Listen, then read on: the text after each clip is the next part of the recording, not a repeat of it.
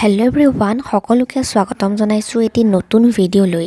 বৰষুণ ধাৰাবাহিকখনৰ আজিৰ আহিবলগীয়া খণ্ডটি চাবলৈ বহুত বেছি ইণ্টাৰেষ্টিং হ'বলৈ গৈ আছে, কিয়নো যোৱাটি খণ্ডত আপোনালোকে দেখিবলৈ পাইছিল অভিয়ে ৰিয়াক গালি পাৰি আছিল আৰু মাকে আহি দেখাত কি হৈছে বুলি সুধিছিলহি আৰু তেতিয়া অভিয়ে ৰিয়াই মোৰ সৈতে কাজিয়া কৰিছে বুলি কৈছিল আৰু তেতিয়া ৰিয়াই মাকক অভিয়ে মিছা কথা কৈছে বুলি কোৱাত মাকে তুমি আহিয়ে মোৰ ল'ৰাটোক মিছা বুলি নকবাহি বুলি কৈছিল।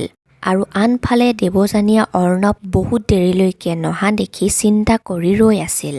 আৰু ইফালে আপোনালোকে দেখিবলৈ পাইছিল অভিয়ে অৰ্ণৱক লগ পাইছিল আৰু অৰ্ণৱক তই সেইদিনাখন ঘৰৰ পৰা গুচি নহাহেঁতেন মই আজি ৰিয়াক বিয়া কৰাবলগীয়া নহ'লহেঁতেন আৰু অৰ্ণৱক স্বাৰ্থপৰ বুলি কৈছিল।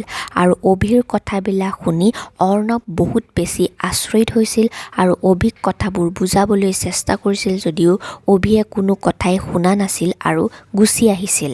আৰু সেইবাবে আজিৰ খণ্ডটিত আপোনালোকে দেখিবলৈ পাব অভিৰ কথাবিলাকত অৰ্ণৱে বহুত বেছি বেয়া পাব আৰু দেৱযানীৰ আগত সকলোবিলাক কথা ক'ব আৰু তেতিয়া দেৱযানীয়ে অৰ্ণৱক ভুল বুজাবুজি হোৱাৰ বাবেই অভিয়ে এনেকৈ ভাবিছে বুলি বুজাব। এতিয়া বাৰু অৰ্ণৱ আৰু অভিৰ মাজৰ বুজাবুজিবিলাক আকৌ আগৰ নিচিনা হ'বনে বাৰু, সেয়া আপোনালোকে জানিব পাৰিব আজিৰ সম্পূৰ্ণ খণ্ডটিত। আৰু আজিৰ খণ্ডটিতে ৰিয়াই মাকক পাকঘৰত সহায় কৰি দিব। এতিয়া বাৰু সঁচাকৈয়ে ৰিয়া সলনি হ'বনে বাৰু, এই সকলোবিলাক আপোনালোকে জানিব পাৰিব বৰষুণ ধাৰাবাহিকখনৰ আজিৰ সম্পূৰ্ণ খণ্ডটিত। ভিডিঅ'টি ভাল পালে এটা লাইক কৰি দিব আৰু আগলৈও অসমীয়া ধাৰাবাহিকসমূহৰ প্ৰমোসমূহ এইদৰেই পাই থাকিবলৈ চেনেলটি ছাবস্ক্ৰাইব কৰি কাষতে থকা বেল আইকনটি প্ৰেছ কৰি ৰাখিব। Thank U.